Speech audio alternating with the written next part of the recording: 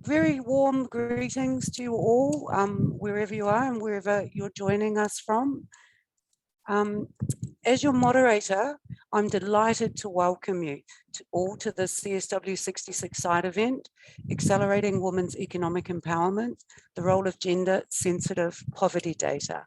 I am Kim Robertson and have worked for the Pacific community for 10 years on Pacific data, gender data and statistics, working closely with government gender statistics, planning officers to develop and strengthen the production and dissemination of high quality gender data and statistics in the context of national gender equality policies, sustainable development plans, official reporting, statistical strategies, and so on.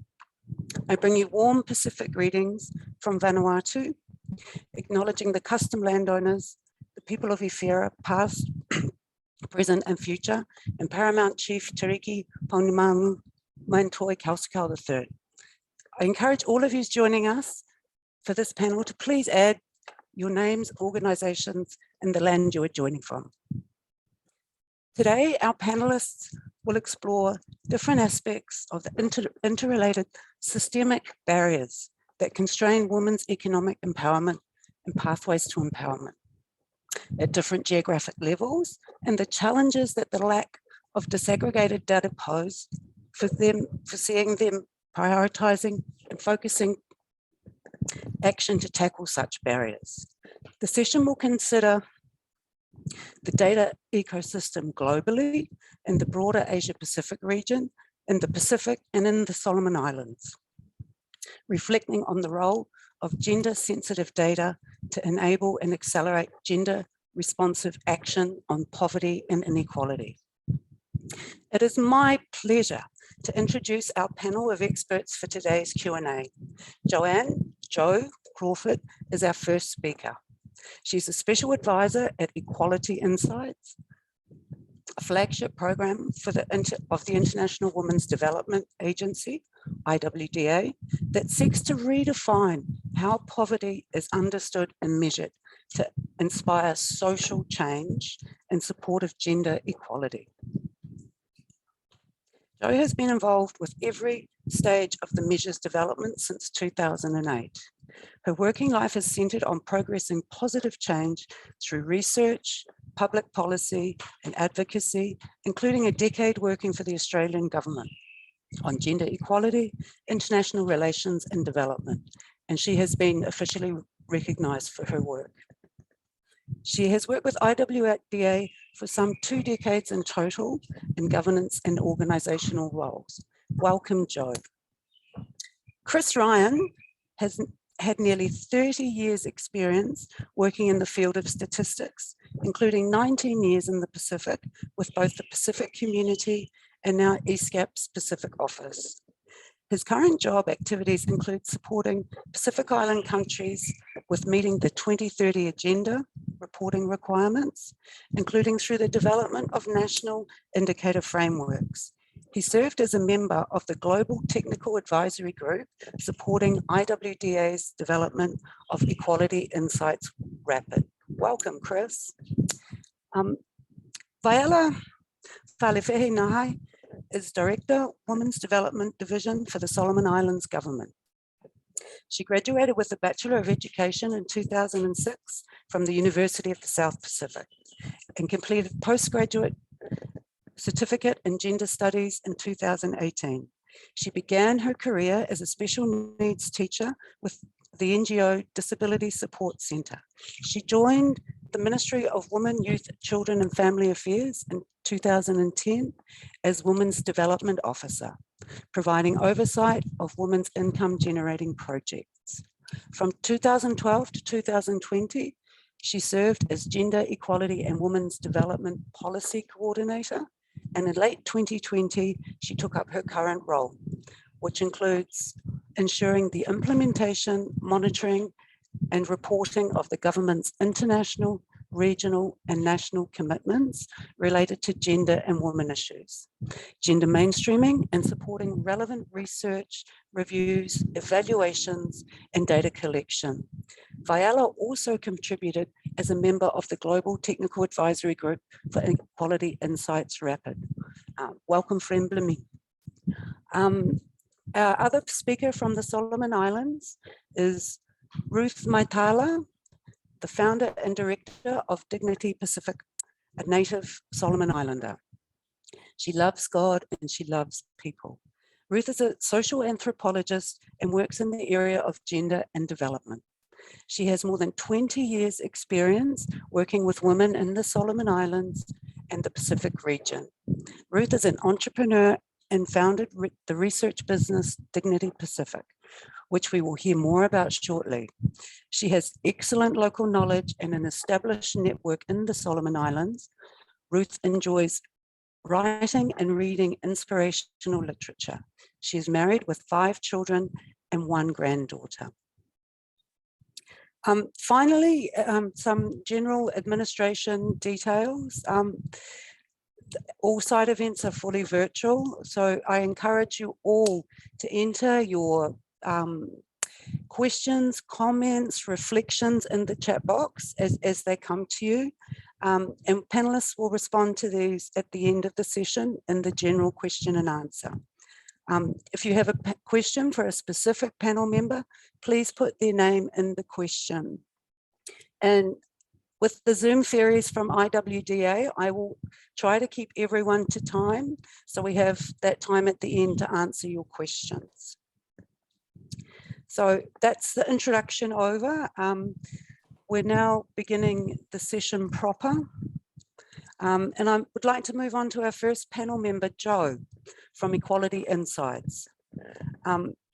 Jo has been closely involved with the groundbreaking work to develop an individual level, gender sensitive measure of multidimensional poverty and inequality and associated methodology and data collection tools that overcome the key limitations of household level measurement.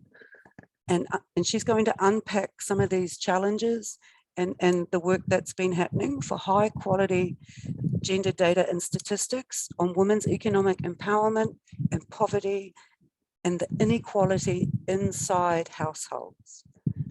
Jo, can you please share her story of Equality Insights and challenges to women's economic pathways to empowerment and the solutions that you have developed? Jo, the floor is yours. Thanks so much, Kim, and good morning all. Thank you so much for joining us today. My job really is a bit of scene setting to frame some of the issues that other panelists will further explore. And if I could ask my colleagues at IWDA to share the screen, that would be great. Thank you. And if we could move on to slide 3. Thank you very much. I will set the scene and other panelists will pick up some more details. So in my contribution this morning, I want to do 4 main things. I want to outline why strengthening economic pathways to empowerment needs a focus on systems, how data, both what is collected and not collected, makes it more difficult to see and address the barriers embedded in systems, what we can do to improve outcomes by improving data, and the potential in particular of gender-sensitive measurement of multidimensional poverty and inequality to reveal the practical and interrelated barriers to economic empowerment experienced by different groups to inform change. So women's economic empowerment initiatives, next slide please. Women's economic empowerment initiatives often focus on strengthening the capacities and opportunities of individual women.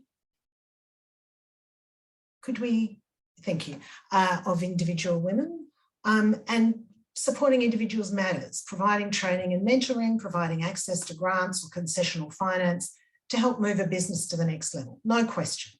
But many of the barriers that women face are systemic and structural, rooted in patriarchal norms and kept in place by economic and social systems that reflect and perpetuate a long history of gendered discrimination and divisions of labour. These barriers shape and constrain options and opportunities. The data we routinely connect should help us see them. In particular, it should help us focus on those who are most disadvantaged. Otherwise, improving economic opportunities risks addressing some inequalities while widening others. Systemic change includes measuring what matters for understanding gendered poverty and inequalities, to make visible the circumstances of diverse women's lives and enable gender-informed and responsive targeted action. And shifting power by putting more and better gender data in the hands of gender equality advocates and women's rights organisations so they can progress change. Next slide, please. In the context of competing priorities and resource constraints facing countries, lack of disaggregated data that helps to reveal the multiple and specific barriers facing diverse women and how these vary just makes it more difficult for policymakers and advocates alike to win support for targeted action on the systemic barriers that reproduce poverty and inequality. Such barriers are often unseen or underappreciated by those who don't experience them. Without evidence of the scope and scale of challenges, it's much more difficult to prioritise and resource action on gendered barriers. This is a particular issue in the Pacific, where gender data is significantly missing, especially in terms of recency. And Chris and Kim will both say more on this. Women's political underrepresentation in the region contributes to the slowness of change by systematically excluding particular lived experiences from decision-making about priorities and resourcing. This lack of data has costs for individuals, communities, economies, and societies. Next slide, please. One of the more significant and problematic gaps relates to data on poverty and inequality. We know COVID-19 has led to the first rise in extreme poverty in a generation, but there's much that we don't know about the people affected. Most global estimates of poverty are based on household surveys of income and expenditure, where one individual in the household, often a male head of household, is asked questions about the circumstances of their household. Household level measurement limits our ability to accurately present statistics by gender, age, disability status, or any other individual characteristic. In addition, household level measurement makes assumptions that we know are flawed, that everyone in the household is equally poor or not poor, that all members of the household experience the same type and level of deprivation across their lives. For example, in levels of education or their ability to undertake paid work to improve their economic circumstances.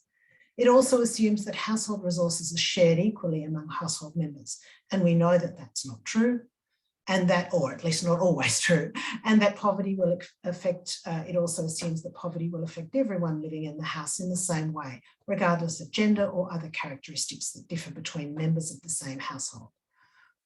We need data that helps to reveal these differences rather than hide the circumstances of diverse women and the barriers that they face. Next slide, please. Measuring at an individual level is the foundation for disaggregation by gender, age, disability, and other factors so that we can reveal who experiences poverty in what ways. You see here the dimensions that are measured by Equality Insights. It uses a purpose-built survey to close gender data gaps about poverty and inequality, so routine data reveals rather than hides who experiences it. We need to measure poverty and inequality differently. This requires an alternative to household level measurement. This is what Equality Insights provides. Individual level gender sensitive data about 15 dimensions of life collected from all adults in a sampled household to help realise the call for gender and age disaggregated data on poverty made in the Beijing Platform for Action in 1995. Equality Insights is the result of 14 years of development and refinement by a series of multi-stakeholder partnerships and with support and championing from the Australian government. It collects data on food, water, shelter, health, education, energy, sanitation, relationships, clothing, safety, family planning, environment, voice, time use, and work. It also collects data on assets as a proxy for financial circumstances, so we can assess where multidimensional deprivation and financial deprivation are related and where they're not. Next slide, please. The individual level measurement provides the foundation for disaggregation by gender, age, disability, and other factors, which helps to reveal rather than hide who experiences poverty in what ways. Equality Insights uses a purpose-built survey grounded in participatory research where people with lived experience of poverty told us what mattered most and what needed to change for them if they were to move out of poverty. Every adult within a selected household is sampled, so we move beyond the assumptions that everyone experiences the same types and levels of deprivation in a household, and we can also get insight into the estimated 1/3 of global poverty and inequality that sits inside households. Other key features are that we measure multidimensionally. Poverty is usually defined as lack of money or by assessing a few key areas of life. Equality Insights measures 15 dimensions of life to provide a more rounded and comprehensive insight into the lived experience of poverty. It's gender sensitive. We have a gender sensitive framework, not just in the dimensions that we cover, including voice, family planning, and time use, but also the questions that we ask within dimensions. For example, the work dimension asks about unpaid work in the same depth as we ask about paid work, given that we know the gender distribution of unpaid work impacts on women and women's economic opportunities. The measure is scalar, so quite often traditional measures of poverty are expressed in binary terms as poor or not poor. Equality Insights is a composite index that measures poverty on a 4-point scale.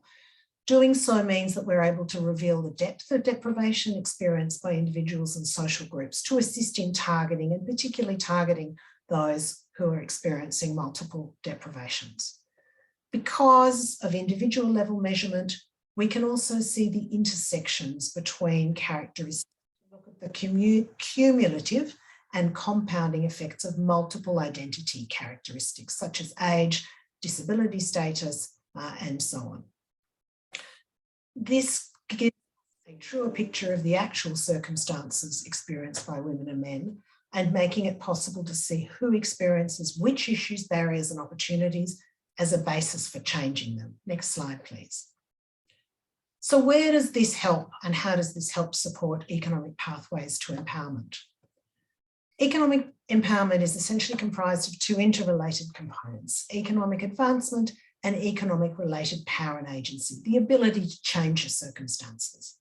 As a gender-sensitive multidimensional measure of poverty and inequality, Equality Insights collects information relevant to assessing both components. Economic advancement can be measured by opportunities to engage in paid work. These are influenced by a range of factors, including gendered norms and unpaid work. We collect data on those things.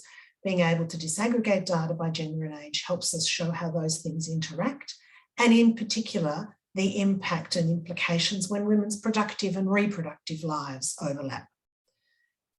Access to paid work is obviously influenced by education and by time use. And again, we measure those things. Insufficient time for economic activities is a barrier to women's economic advancement and their economic contributions to the household, which can further impact on their voice. Asset ownership and control are typically measured at household level based on information provided by one person, which again assumes that those resources are shared and all household members have the same access. We know that's not always the case, and so Equality Insights measures the assets at the individual level. And we'll see in Vaela's presentation the ways in which those insights tell us much about the resources that can be mobilised for economic opportunities and how these differ between men and women. Power and agency to change your circumstances can be measured by voice in the household and public domain. So we measure the ability to influence priorities and decision-making about economic resources and activities. Next slide, please. COVID-19 has really underlined the importance of having data that helps to quantify the gendered impacts of the pandemic and support a more gender equal recovery. It's also made collecting such data through face-to-face survey approaches more difficult. So we've iterated. The Australian government has supported IWDA to develop Equality Insights Rapid as a brief and robust survey that can be administered without face-to-face enumeration.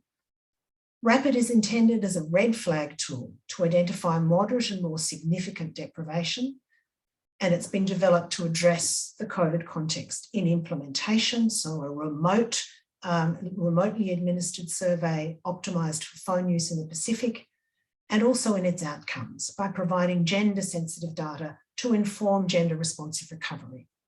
The initial data collection will be in 2 Pacific Island countries, Solomon Islands with Dignity Pacific undertaking data collection, and Ruth Maetala will speak further about data collection plans later on, and Tonga with data collection to be undertaken by the Tonga Statistics Department in collaboration with the Ministry of Internal Affairs. Next slide, please. So we're excited about going to the field. We know that improving data can help us improve gender equality outcomes, particularly in regards to poverty and inequality measurement.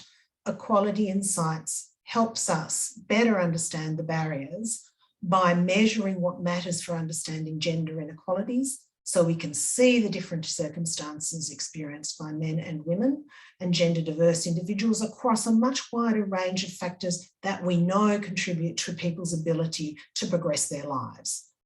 Providing a sense of scope and scale of the challenges and specific barriers faced by diverse women and men in their contexts helps interventions be targeted and specific to the root causes.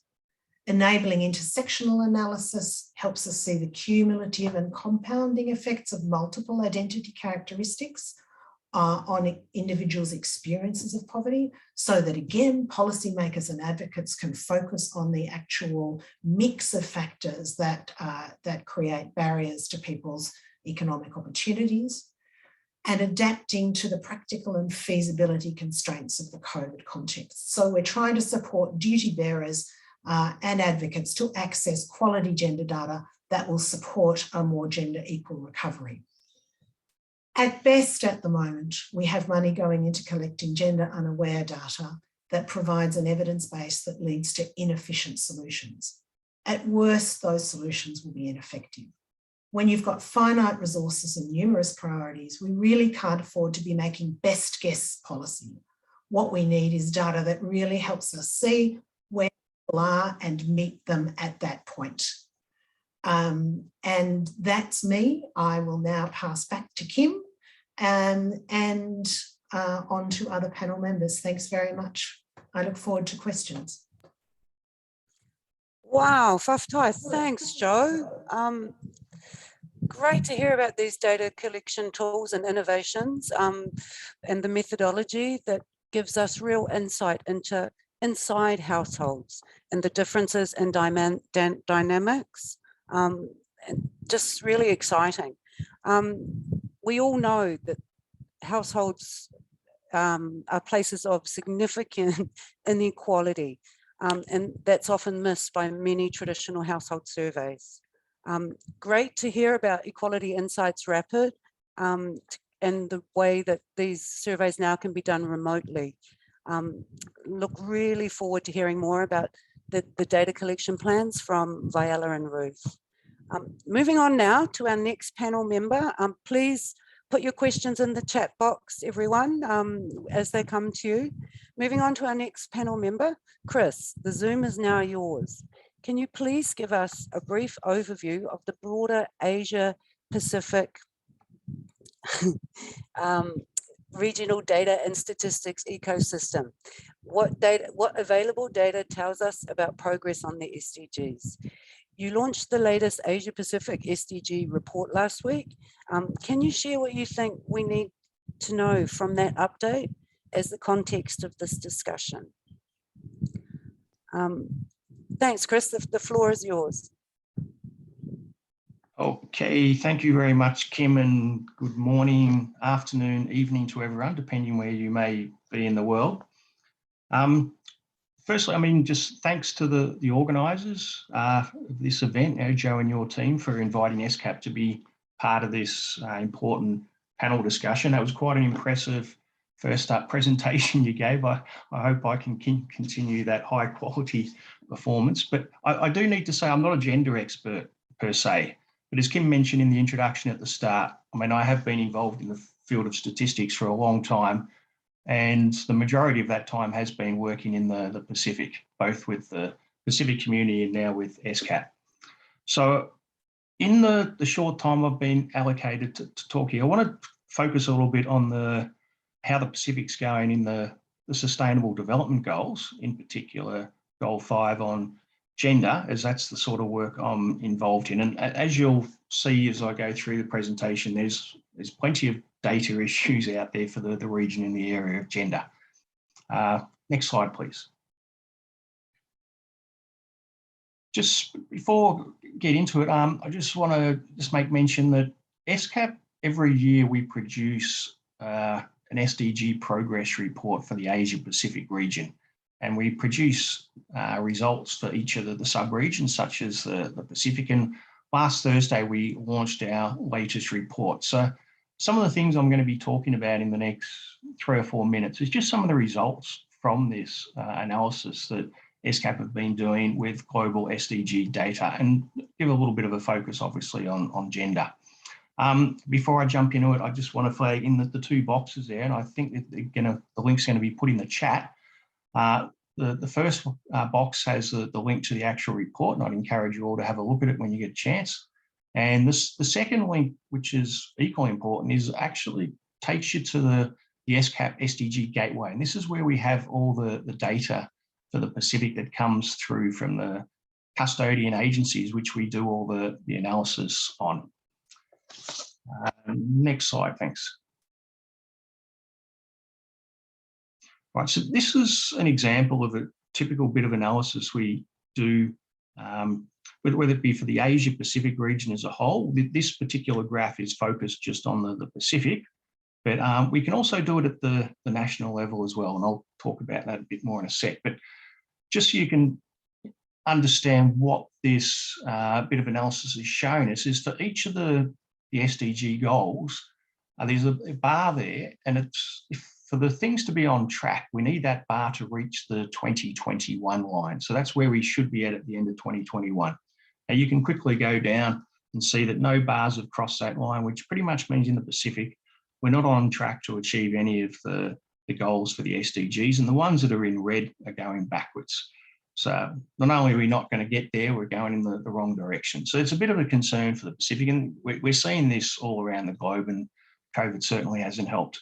Another thing for looking at Goal 5 on gender, I mean, not only is it only about a quarter of the way where it needs to be, but it's also shaded that particular bar. And the shading in this graph indicates that we just don't really have enough data to make a proper assessment of progress for the gender goal. Next slide, thanks.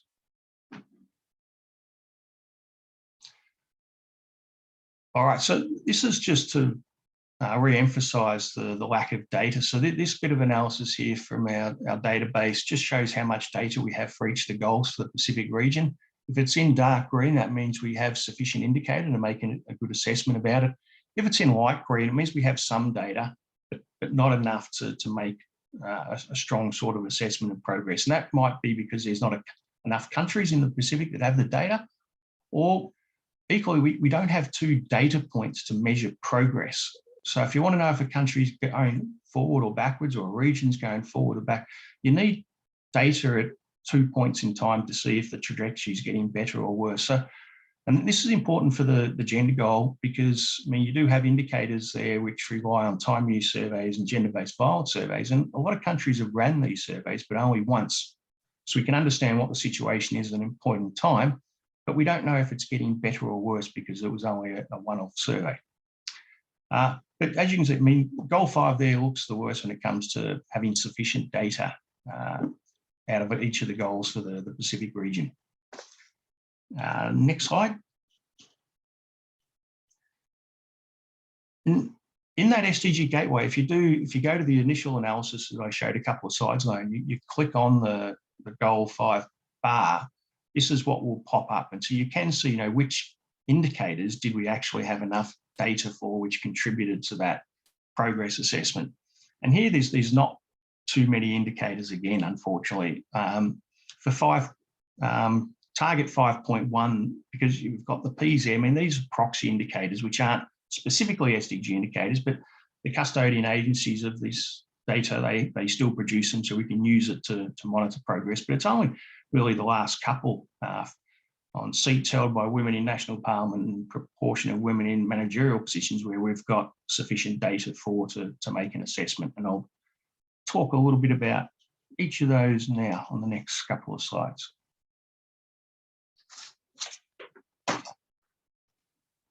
All right, so for this little bit of analysis, what we're looking at here is seats held by women in parliament, and I've decided, because we've got in our database, we've got data for each of the countries in the Pacific, as well as each of the countries in Asia. I wanted to just do a little bit of a comparison on what the situation looks like for the Pacific, and I'm just focusing on the Pacific SIDS in red. So by SIDS, I'm talking about small island developing states. So it's not including Australia and New Zealand. So Australia and New Zealand have been given a blue bar. All right, so it's just the red bars of the small island developing states in the Pacific.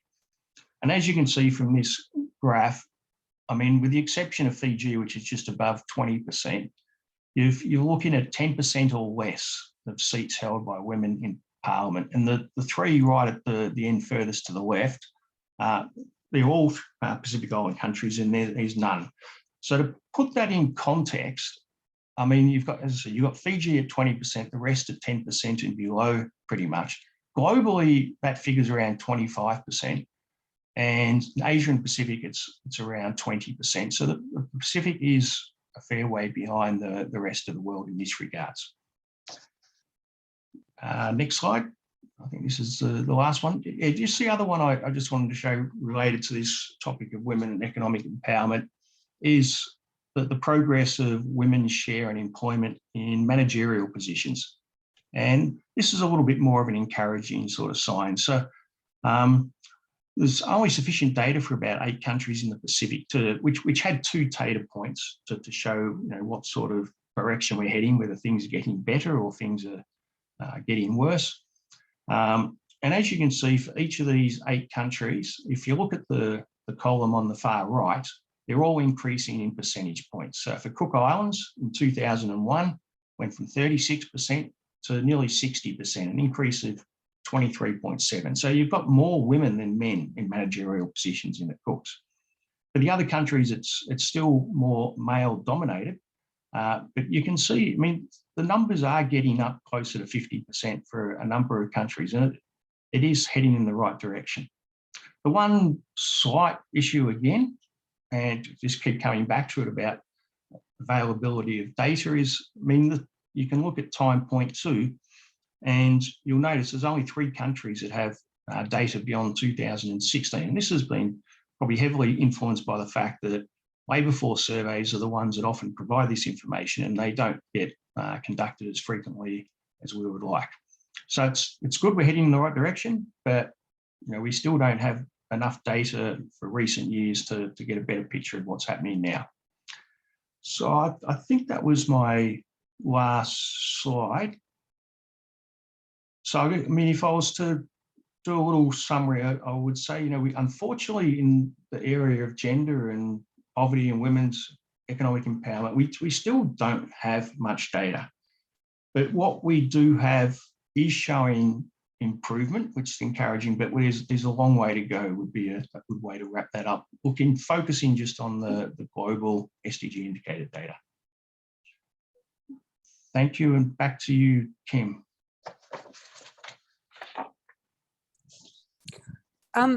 Thanks, Chris. So I'm going to sort of now take us to the Pacific regional level. So from the Asia Pacific or global level to our Moana Pacific level, to share some key developments about what's happening to advance gender data and statistics framework to support gender equality and understanding about economic pathways, particularly in small island states. So last year, the roadmap for gender statistics in the Pacific was released, and it sets a very ambitious and broad framework for gender data, from production to end use, with emphasis on both producers and users of data and statistics. For example, a priority in the roadmap includes advancing statistical literacy of users. So it's a very broad, holistic framework that's grounded in rights-based approaches. The roadmap is a targeted and specific agenda of priorities that Pacific gender, statistics, civil society, and development partners considered missing in national, regional, and global frameworks for statistics, for use, for gender analysis, and inform progress towards gender equality. Pacific states are encouraged and supported to develop their own national gender frameworks using the roadmap as a guide, and also their existing statistical development strategies. Our roadmap stakeholders were very clear. They didn't want a focus on poverty because there are official statistics programs for this, as Chris pointed out. Their message was their need for data on statistics and economic empowerment, on understanding that data from priority thematic areas of time use, asset ownership, including access to credit, work and employment, including informal, vulnerable work and underemployment, as well as wage gaps, are the critical gaps that provide the data that they need to complement these other poverty measures. So we've got the SDGs and we've also got equality insights coming together here. And obviously environmental data and gender impacts of climate change are at the center of the roadmap. The Pacific region is most dramatically affected by the climate crisis, and Pacific women can play essential roles in environmental conservation, natural resource and waste management, and environmental decision making. And that is central to the Pacific Gender Stats Roadmap. A central theme for CSW66 is that gender justice and women's human rights are inseparable from our physical environment, and the need for climate justice action is urgent, and it cuts across everything that we do. Finally, I would just like to sort of reflect and add that the data produced by tools like Equality Insights Rapid contributes to strengthening our data landscape, our gender data landscape, particularly in the context where gender data is limited, as Chris has pointed out. High quality, fit for purpose data is just so critical for policy monitoring and reporting against commitments like the Beijing Platform for Action, the Convention on the Elimination of All Forms of Discrimination Against Women, and the International Conference on Population and Development, to name a few. The roadmap identifies the individual deprivation measure, which IWDA is now taking forward under the Equality Insights program, as a specialised survey that addresses gender data gaps. And we need this alongside our other more standard surveys, such as the Multiple Indicator Cluster Survey, the Demographic and Health Survey, and others. Data collection using the IDM or Equality Insights framework is also a country and regional level indicator towards achieving the goals in the roadmap. And these tools provide the means for the first time ever for benchmarking and tracking progress, developing or reviewing, monitoring and evaluating women's economic projects, policies, programs, and interventions in a holistic and integrated way. I'm very excited to see the rollout of Equality Insights and the rapid version. And it certainly is a game changer in the Pacific gender statistics ecosystem. We know that Equality Insights doesn't yet provide so-called official statistics as per the United Nations IMF frameworks or National Statistics Office standards. And this is really a part of the journey. As you know, 15 years in development, data innovations take time to move into regular use, and this is typically a prelude towards official recognition. Involvement of national statistics officers in data collection processes helps to confirm credibility, relevance, and to really normalize these new data sources and collections.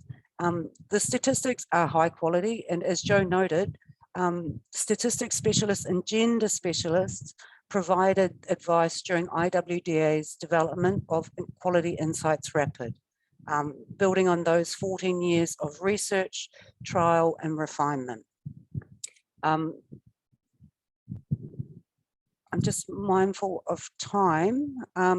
So that's just an update for you all about what we're doing at the sort of broader regional level.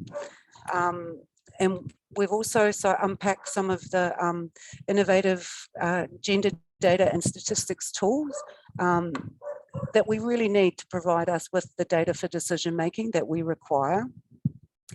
So please keep questions, comments, feedback coming in the chat box. We really encourage that for our Q&A session.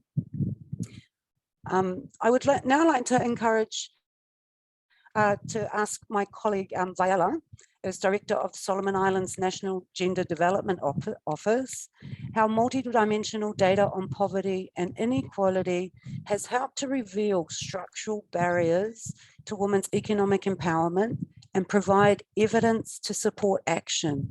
Vaela, the video and microphone are yours.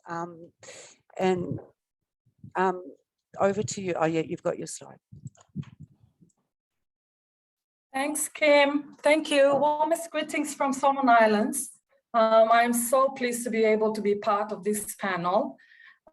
Today, I am speaking as a government official, policymaker, and advocate whose job is to promote gender equality and the rights of women in a context of, significant gender inequality here in the Solomon Islands, including high prevalence rate of domestic violence and the continuing low participation and representation of women in positions of decision-making at all levels, including in Parliament.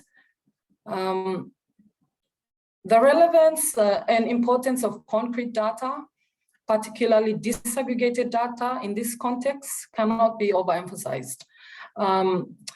In order to advance gender equality, we need to be able to reveal the gender inequalities that exist, the real stories that gives real meaning to gender inequalities.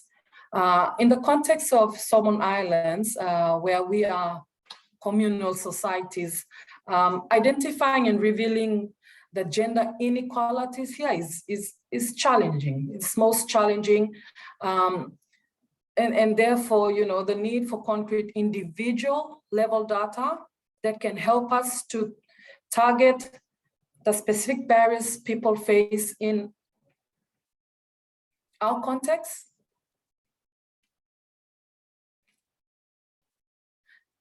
Disaggregated and multi-dimensional data shows who is most affected, in what ways, and to what extent. Without disaggregated data, it is more difficult to act, which has human, social, economic, and political implications. In our context, where there is a long list of priorities and where everything seems to be also a priority with very limited resources, disaggregated data is vital for prioritizing strategic planning and focus and targeted programs and actions. While there is a strong policy environment for addressing gender equality in Solomon Islands, and I may know the broad outlines of gender inequality, without quality gender data about scope and scale, it is much more difficult to lobby and advocate for support to prioritize gender equality and allocate resources in national budgets. And while here in the Solomon Islands, there has been increased interest in gender by other line ministries and sectors in more recent years, and gender mainstreaming is ongoing, the need for the right data is critical, especially in sustaining their interest and attention and helping them see that addressing inequalities is their priority too, and to fast track their efforts in addressing gender inequalities. Next slide. To illustrate, I will show you some selected findings from data collected in 2 provinces in the Solomons in 2020, completed just as COVID-19 was beginning to impact the region. I'll focus on insights most relevant to women's economic empowerment. The study was a collaboration between IWDA and the UN World Food Programme, undertaken in the previous individual deprivation measure phase as part of a wider program partnership with the Australian National University and supported by the Australian government. And I take this opportunity to say a big thank you to IWDA, the World Food Programme, Australian government, the National University, for, I guess, piloting the individual deprivation measure study in Solomon Islands, in 2002, and, continuing with Equality Insights Rapid, which Ruth will speak to later. Next.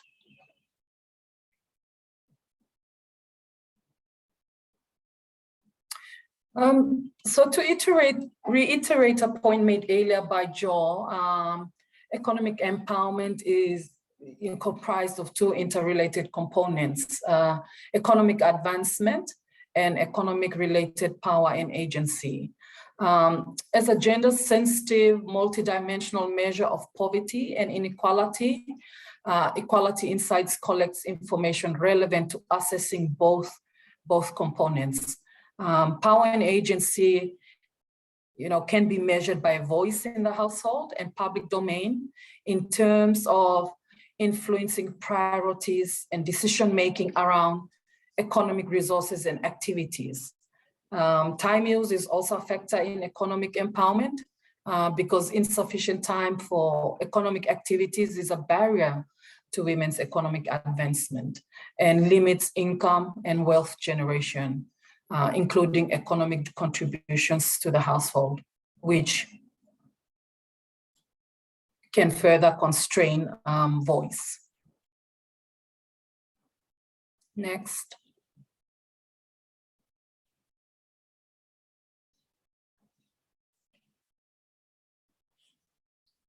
The study in Solomon Islands that was carried out in 2020 found significant gender and age differences in education attainment and functional skills, highlighting the importance of having data that can be disaggregated by both gender and age. Data that can be explored by both gender can help show the cumulative impact of disadvantage over time and the implications when women's productive and reproductive lives overlap. Education deprivation in the sample, as you will see there, increased with age, and the gender gap increased at each age group. Measuring, in a way that shows intersectional inequalities is critical to understanding how circumstances vary over the life course. It provides information that enables policymakers to focus efforts and connect policy to people. Next.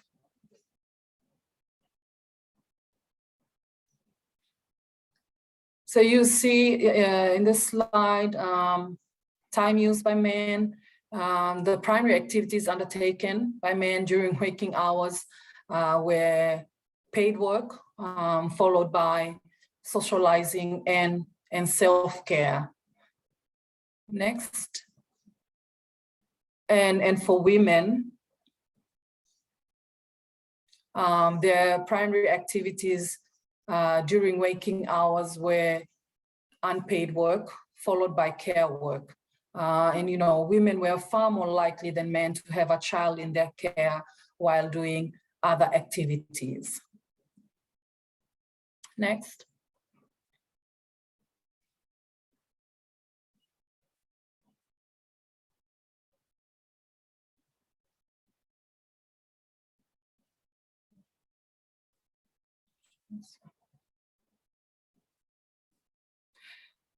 Overall, women spend more time on unpaid work and care than men, regardless of paid work status.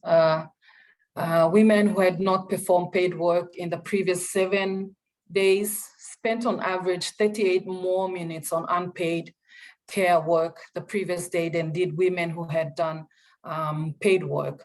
By contrast, you see men who did no paid work spent 6 more minutes on unpaid care work relative to the men who were engaged in paid work. This finding suggests that the relationship between work and time use is more significant for women than for men, especially with regards to time spent on unpaid and care work. Next.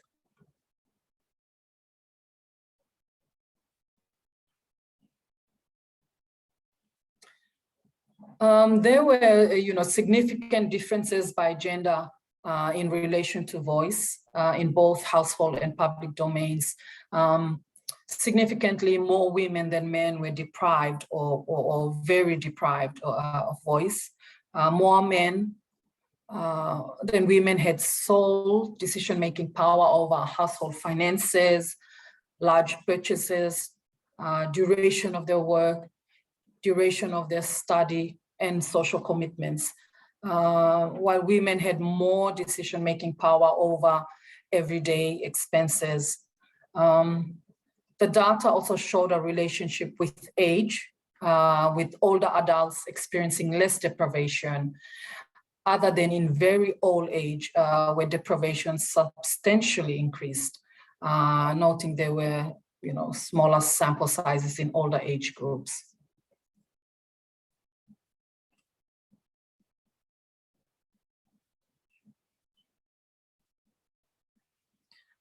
One of the strengths of collecting multidimensional data at the individual level is the ability to see the links between different aspects of life. These graphs bring together data about voice and data about paid work. There was a large impact of paid work on perceived ease of raising concerns for men. Men who had engaged in paid work were significantly more likely to say, raising concerns at the local level was very easy relative to men not in paid work. Whereas for women, having engaged in paid work did not make it more likely that they perceived raising concerns with local leaders was very easy. Overall, women in paid work were more likely to say that raising issues in public was difficult than very easy. Women who did not engage in paid work were more likely to have said raising concerns was very difficult relative to their paid work counterparts. This finding implicates other factors, such as discriminatory gender norms on women's perceived ability to raise concerns with local decision makers. Next.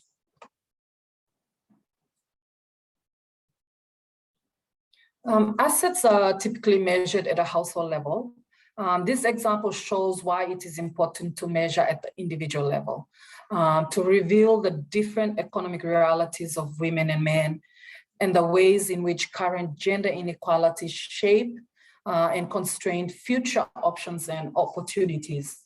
While there are only some of the findings from the 2020 data collection in Solomon Islands, I hope they clearly illustrate the relevance of individual level and gender sensitive data particularly for policymakers and gender advocates alike.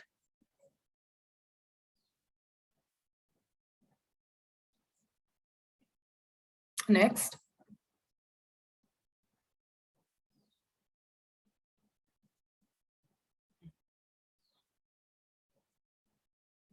Next, Millie.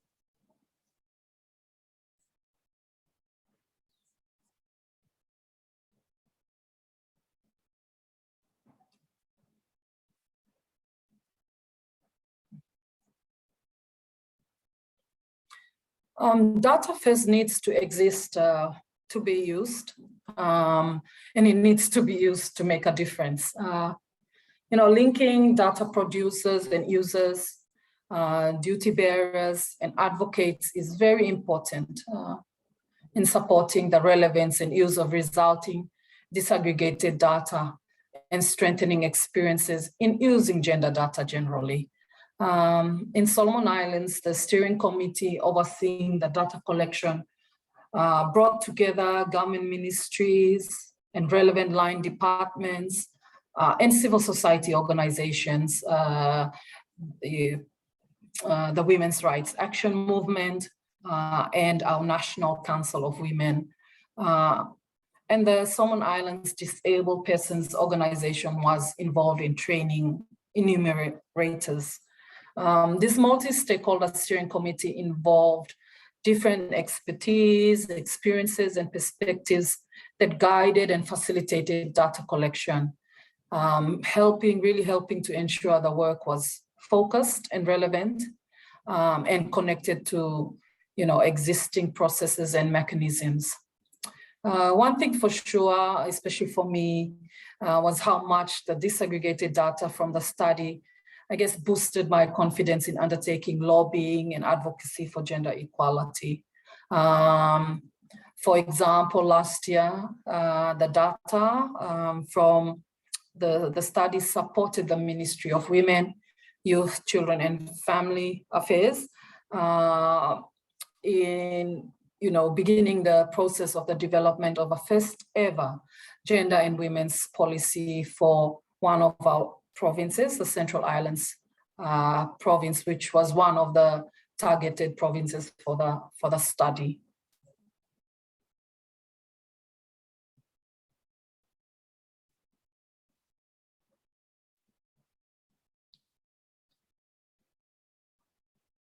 I want to, take this opportunity quickly to talk briefly about the implications of gender data for COVID-19 recovery. There's no doubt that COVID-19 has only underlined the importance of having data that shows, differences by gender, age, disability, and intersections of these. Without it, we will see existing inequalities continue to worsen. For the Solomon Islands government, our priority is COVID-19 recovery, and supporting recovery of the productive and revenue generating sectors is critical. For this recovery process to be gender sensitive and integrate a human perspective more broadly, comprehensive individual level gender sensitive data is crucial. For essential COVID-19 related policy and legislative developments and reforms. And of course, for targeting programs and resources effectively, to meet people where they are. The Ministry of Women, Youth, Children and Family Affairs and the National Statistics Office advocated, within government and to donors for further data collection to support gender responsive recovery. For us, gender data is essential, not an optional extra.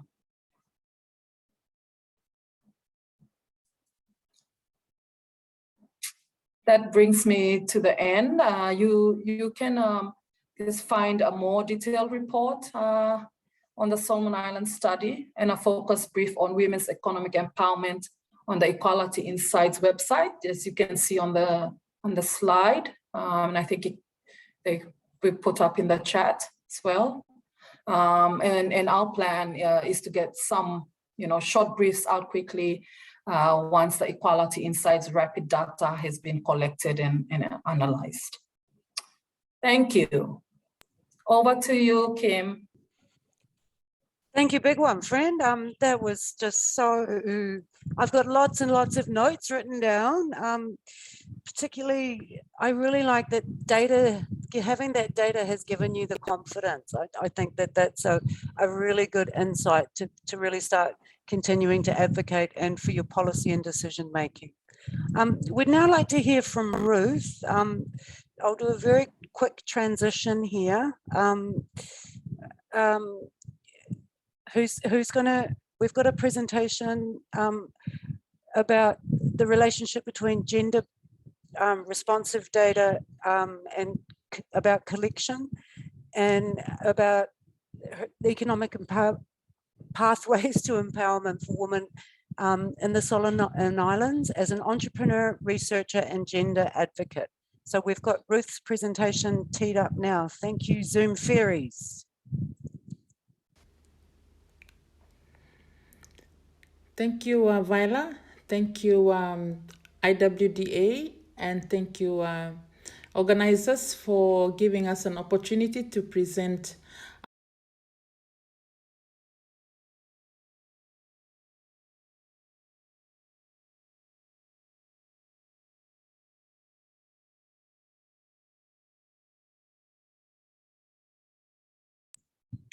Are we all right? Oh, here we go.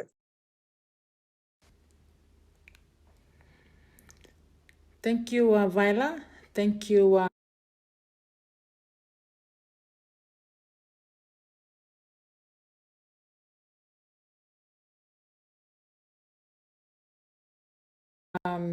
IWDA, and thank you, organizers, for giving us an opportunity to present our story on this prestigious event this morning.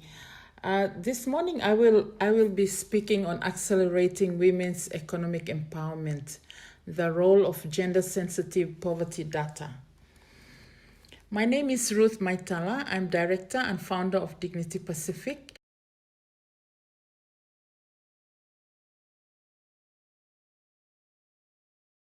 a local women-led research organization based in the Solomon Islands. The gender data context in Solomon Islands, a little bit on it.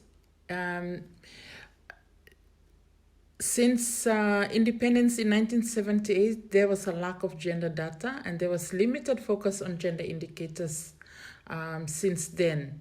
The consequences can include filling knowledge gaps with assumptions and stereotypes, relying on gender norms, using out-of-date information, ignoring differences, example, between urban and rural or younger and older women. There's also gender data gaps, which hinders progress on gender inequality, limiting evidence for policy development and advocacy. Next slide, please. Showing what is possible. So, data collected by Dignity Pasifik in Central and Gorakan provinces in 2020 confirmed the value of individual level gender-sensitive multidimensional data. The study was revealing inequalities, the multiple and interconnected barriers experienced by particular groups to enable targeted advocacy and action. Next slide, please. Making the invisible visible. So prior to 2020, there was little information about gender dynamics inside households and implications for options and opportunities. However, once we had done the IDM study in 2022, understanding differences inside household provinces, a more complete understanding of women's and men's lives and how their circumstances vary was made possible by this study in 2022. Next slide, please. So Dignity Pasifik, as a local research firm, is is aiming at connecting gender data and gender-informed data collection.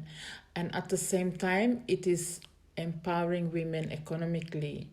And also it is providing data quality. This is our team in 2020. So Dignity Pacific has managed 42 researchers in 2020 under the IDM contract, and we have had that experience which now prepares us for this new study. Next slide, please. Establishing and growing a women-led data collection organization.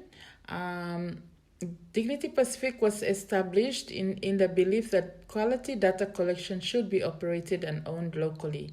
Being embedded in the community supports inclusive data and can complement official statistics. And this has been built on close and trusted relationships which is supporting growth. Next slide, please. Why does this matter? Gender bias can influence data collection. Women-led research firms can be a mechanism for closing gender data gaps. It is also employing single mothers, young women and men with disabilities, provides economic opportunities and wider empowerment benefits through the data collection process and can shift perceptions in the community. Next slide, please. Now, on to our current activities. Equality. So we are working on preparation for Equality Insights Rapid. Equality Insights Rapid has a 14-year history of foundational work that established the conceptual frame and the survey tool for Equality Insights Rapid under two streams. The first one is technical, a robust complementary measure of poverty and inequality that makes the gendered aspect of the experience visible. And then under normative, it shifts understandings of data adequacy both in what gets measured, multidimensional, and in how it gets measured. So individual level, gender sensitive. With the COVID context, it makes data about individual circumstances and interrelated challenges they face even more vital. But undertaking a phone survey in Solomon Islands is challenging. A story of geography, communications, infrastructure, remoteness, limited mobile phone penetration is our story. The Equality Insights Rapid is expected to be in the field by May this year. So we are excited to be part of the first use of the new tool, and just to also highlight that this work, supported by the International Women's Development Agency, is a groundbreaking work in the data sector in Solomon Islands. Thank you very much.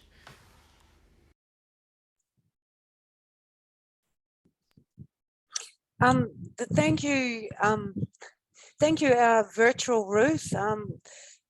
That was recorded late last night, early this morning.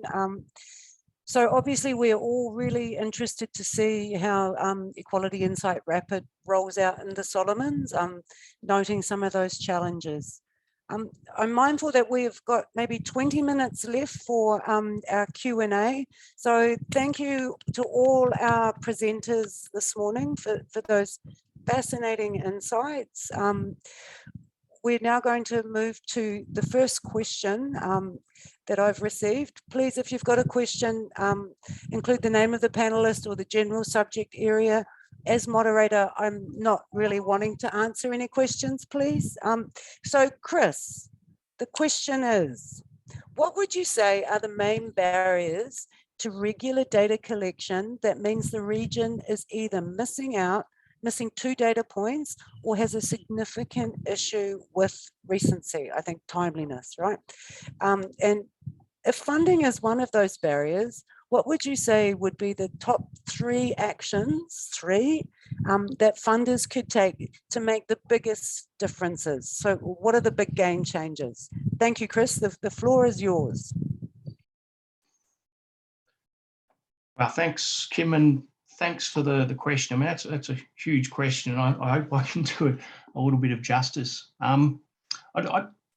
To be honest, I think the way surveys are conducted in the Pacific is a little bit of a mess at the moment. I think it's too much of the cart pushing the horse along as to what types of surveys we're running and the frequency in which we run them. And this has been a problem in the Pacific for many years, going back to when I first started in early 2000s. It was just standard practice for countries to run a census and run a HICE, and then along came the DHS. The countries started running that.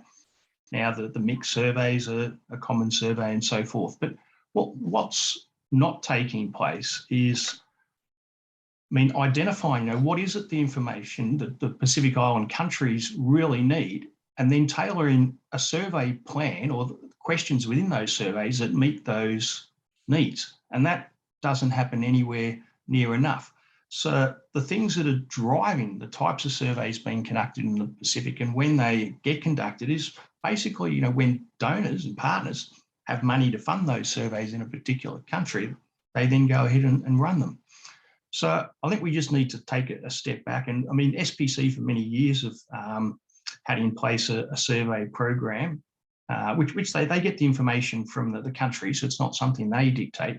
The countries just provide this information for SPC and they make it publicly available. And it'll be like a 5-year plan. And you'll notice within 12 months, it's all already a mess because things change straight away because a different donor or partner comes in and wants to run a different survey. So there's a number of things which need to happen. And going back to my initial point, one of the first ones is, we need to start controlling what sort of surveys countries need by, what are the information requirements.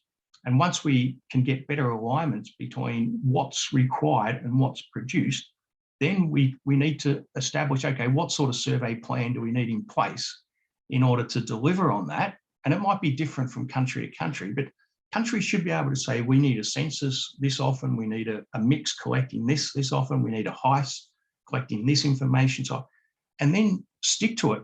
So the countries need to stick to it and the partners need to respect it.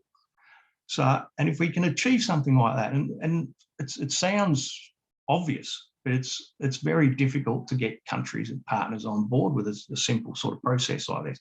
But if that can happen, then the next step would be, how are we going to fund it? Because it would still cost a lot of money. So the 3 things I would say is, one, we just firstly got to get the process right. We need to have the data needs driving I'm focusing on the surveys here, but have the data needs drive the types of surveys that are required. B, let's stay on course with that. Let's not keep changing it every year or so with what's being done. And then, we need to find the funds that can deliver that. So that would be my response. Thanks, Kim. It's a very important issue. Thanks, Chris. That's a really passionate reply there. And it made me think, about NSO, the feminist principles of the gender principles of voice and agency. And we've got a way to go there, it seems. We've got another question coming in. Thank you very much. I'm just moderating now. The question is maybe for our Equality Insights specialists. What opportunities are there in this COVID crisis to help advance this agenda on collecting data for we? How do we capitalize on some of these innovations and opportunities that COVID really has brought into our lives to address these gaps? Joe and maybe Team Solo, the floor is yours. Thanks very much, Kim. I think that what COVID-19 has really done is focus very much on some of the data gaps that exist at the moment. So when countries first sat down to look at the impacts of COVID, they might have had some real-time trade data or economic data, but in terms of trying to get an insight into the ways in which those are translating into impacts on people's lives, there really was not a lot of quantitative information. Of course, you can go out into the field and have conversations with people and get a sense of those lived experiences, and that's vital. But having quantitative data that can really help you see who's experiencing these issues is critical. Sometimes you don't have exactly those tools, and that was the case for Equality Insights. We needed to, with support from the government, to develop a different methodology. When you're doing something by phone and doing something much shorter, it's not just a matter of cutting out a few questions. You need to be still saying meaningful about the phenomena you're trying to measure. And so that work has happened over the last period, and we'll be able to get into the field fairly quickly. What we are also trying to look very hard at, obviously, is working closely with ministries of women and with the national statistics officers to do exactly what Chris is saying, really focus on what some of those priorities are, and drawing out in analysis of data from the very rich data set that you get when you collect information about 15 dimensions of life plus assets, really kind of drawing out thematic analysis from that data to understand where people are sitting and where scarce resources can best be focused to accelerate change. We're working also with UN Women, who is doing a number of short phone surveys in the region to make sure that as far as we can, we are coordinating and collaborating so that we end up adding to the data rather than just adding to the load of very busy national statistics officers. I might stop there and give some space to Vaela.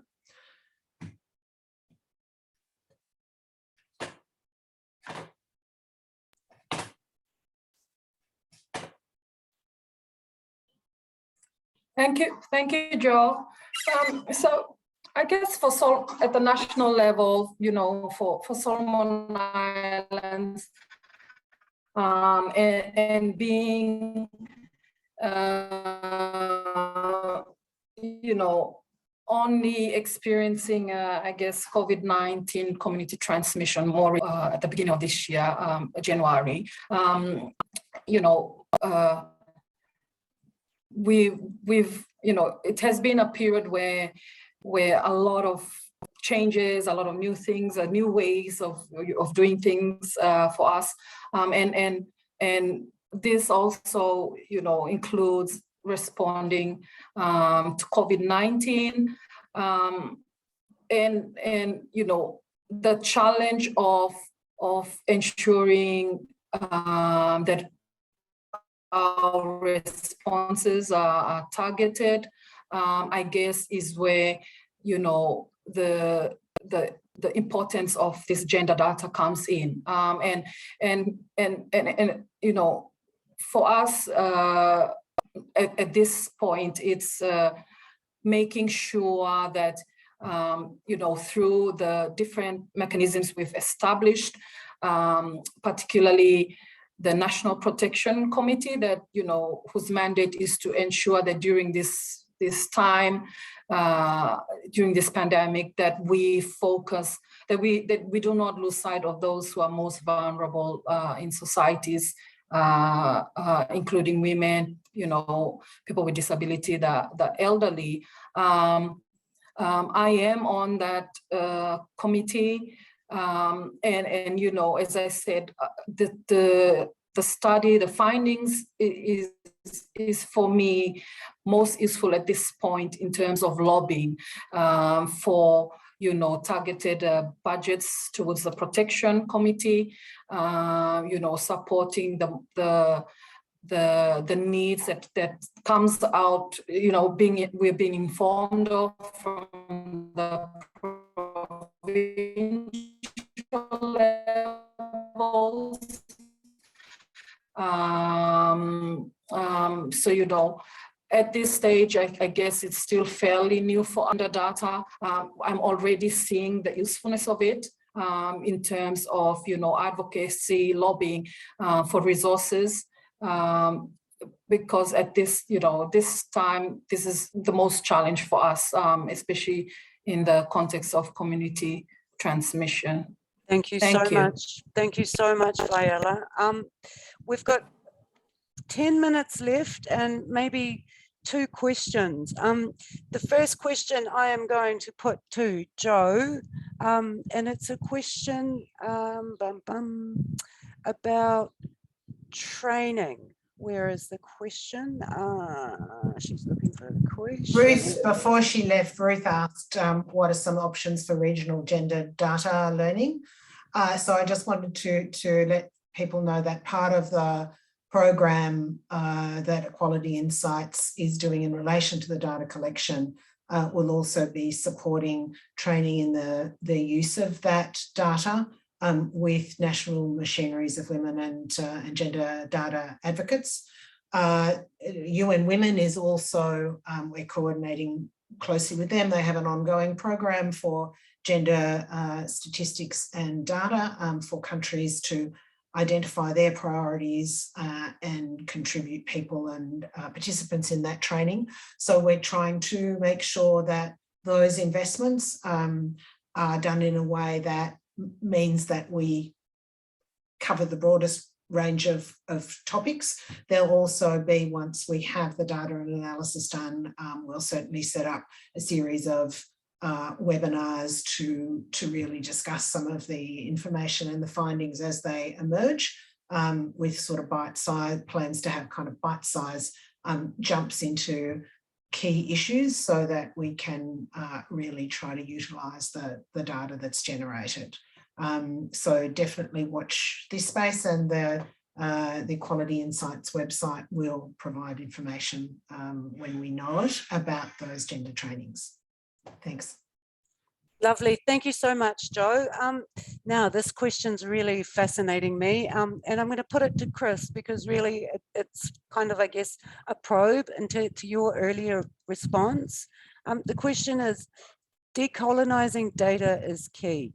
Who collects what and for who? What more do you think, Chris, can be done to ensure data collection is a decolonising process? Thanks, Chris.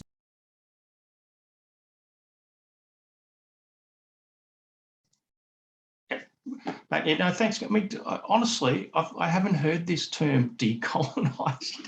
So I don't know if you have an understanding of the concept, Kim, or the person who asked that question can just explain. It's probably just other terms that I've seen that I've come across, but you're always learning new words in some of these seminars. So yeah. Maybe I can. Yeah.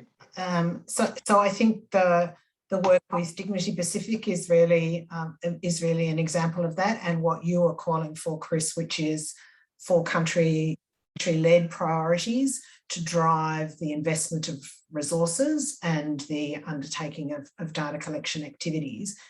And I think Ruth and Dignity Pacific's story is really one of seeing and framing expertise differently and framing data quality differently, so that it is really centering that capacity that is anchored in the immediate context, that is anchored in an understanding of gender dynamics, and that really works, I think, very closely. It's one of the things that I've observed engaging with Vaela and Ruth, just how close and powerful the partnerships are on the ground, really going across boundaries of government, civil society and business. It's the sort of thing that is made more possible in smaller contexts, and also is more critical. And those collaborations are really trying to find the space for those local priorities that are shared to be at the centre of data collection priorities and analysis of those priorities. And I think for me, that's a really good example of what decolonising data collection in practice looks like.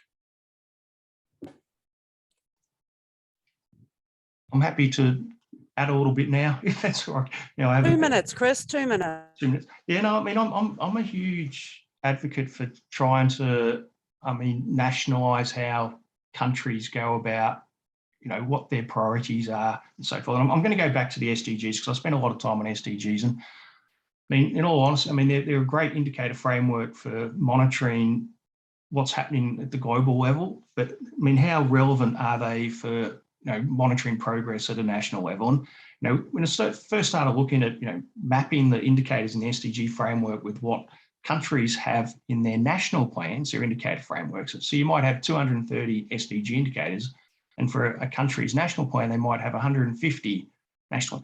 You map them together, and you might be lucky if you get 2 or 3 indicators that are the same. So basically, what's that telling us is, what are the priorities for a country can be quite different from what gets imposed on them from global or regional partners, and what they consider the things we should be looking to monitor.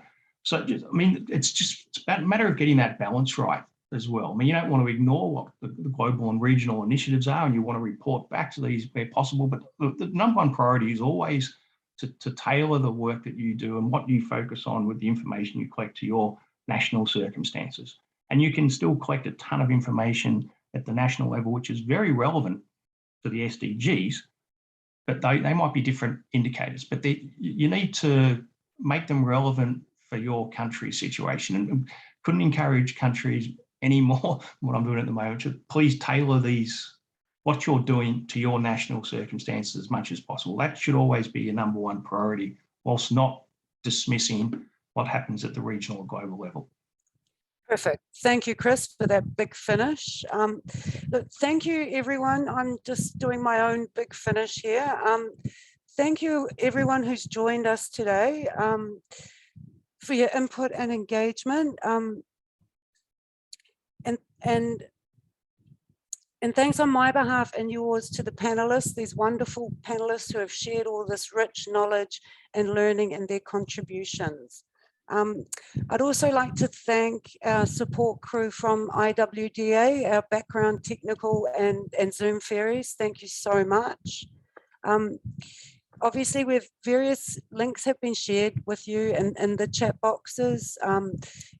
Presentations, I understand, can be emailed out. And of course, this recording will be made available to all who have registered via the Equality Insights website. And obviously the links and everything will be there. We're also, not immediately, maybe within the next few months, we'll be producing a little blog about this side event to sort of keep maintaining the momentum. And just thank you, colleagues, thank you, friends, and for joining today, and all the best for the second week of CSW. Good luck, everybody. Thank you very much. And thank you, Kim. Thank you, Kim. Thank you, everyone. Thank you, Blocker.